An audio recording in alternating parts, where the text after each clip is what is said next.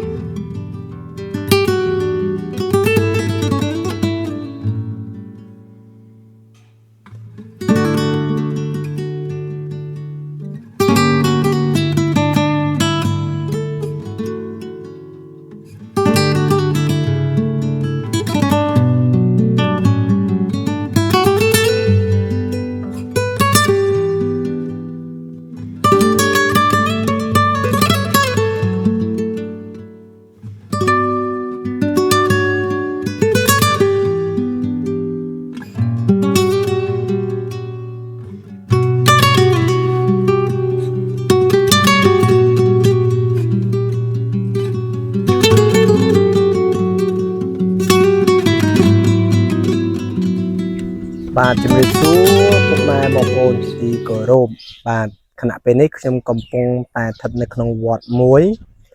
គឺវត្តស្មោងបាទវត្តស្មោងនេះគឺជាវត្តមួយដែលស្ថិតនៅក្នុងស្រុកត្រាំងខេត្តតាកែវពុកម៉ែបងប្អូនជិះតាមខ្នល់ជាតិលេខ 2 មកហួសទីរួមខេត្តតាកែវប្រហែលជាជិត20 គីឡូដីបាទអ្នកនរគ្នានឹងឃើញបាទឡើងពីខ្លោងទ្វារវត្តស្មោងនេះហើយដែលគេដាក់ផ្លាកថាវត្តស្មោងស្រុកត្រាំងបាទហ្នឹងហើយអ្នកនរគ្នាជិះចូលមកប្រហែលជាយើងជិះតាមបេតុងហ្នឹងប្រហែលជាខ្ទង់10-20 ម៉ែត្រដល់ហើយពុកម៉ែបងប្អូនគឺចំជាមួយនឹងផ្លូវបេតុងដែលជិះនឹងមកតែម្ដងហ្នឹងហើយពេលយើងចូលមកដល់ព្រាមយើងឃើញថាទិដ្ឋភាពនៃវត្តស្មោងនេះគឺស្រស់ស្អាតធំទូលាយបាទធំទូលាយហើយមានសាលាបឋមសិក្សានៅជាប់ជាមួយនឹងវត្តស្មោងនឹងតែម្ដងហើយសាលាបឋមសិក្សាយើងឃើញមានប្រមាណខ្នងគឺមាន4ខ្នងពុកម៉ែបងប្អូនគឺមាន4ខ្នងហើយមានស្តែនទឹកស្អាតរបស់គេយ៉ាងស្រស់ស្អាតនេះ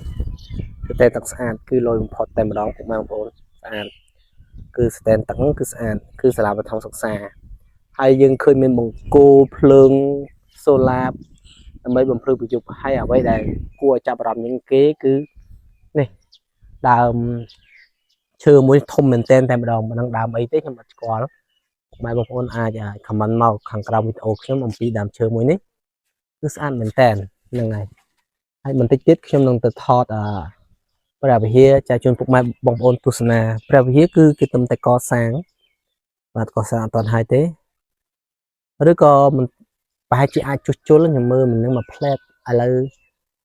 យើងទៅមើលខាងមុខបន្តិចជាមួយនឹងស្រះបាទស្រះហ្នឹងហើយបងប្អូននេះគឺជាស្រះមុខព្រះវិហារនៃវត្តស្មោងបាទគឺមានតែមួយទេប៉ុន្តែវែងគួរសមហើយធំទៀតហើយខាង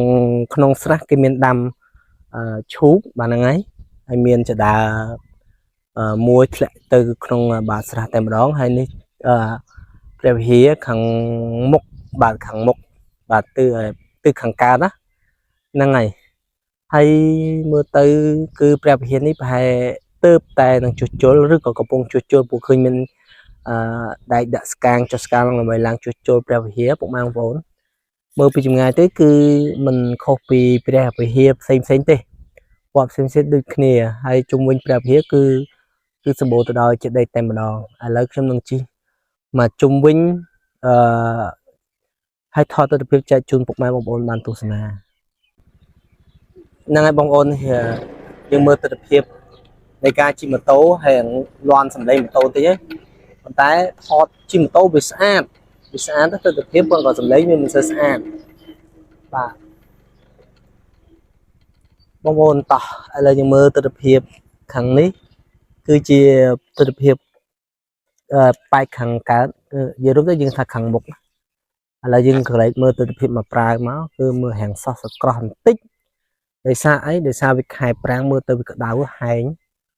khẳng mục dừng khơi miệng đào mấy kế rồi cho mà qua đá đào ní nó đào mấy cái tốt và mình chết đây mình bèo kia bên này bèo kia không phải chỉ mình trâu từ thót đấy đời sao để khai cột nát lại ca mỗi đại dương mượn đắng và phải chết đây mới nó lối nó chết đây mình phải chết đây xong tôi mình chết đây mới sao này mới tới cùng pu được san tay mà đó mà năng ngày lấy dương mình to tiết chỉ muốn nâng ca thọt chi tam tấu sạch chiêng tỏ bông ổn từ đó vàนี่คือดำปูคือบานชุดสลักเติมแต่การสลักทำไมอะไรยังคิดตามนี้vàประเภทคือกระโปรงแต่จุดๆลังมิ้งบางประเภทคือกระโปรงแต่จุดๆลังมิ้งไอเมียนการก่อสร้างมันจะทำหมานได้พวกมันครับผมอะไรยมสมบัติจับวิดีโอในการchìm ô tô đi chứ bạn chẳng bóng ôn dương chụp lên ở clip video mà to tiết chỉ mùi nồng vón hay có sống tu rồi học học school của bạn giảng ca na mũi để các miền mình đang luôn hay có phim xung bật video hầm phí tôi được biết được nồng vón và smile đang ngày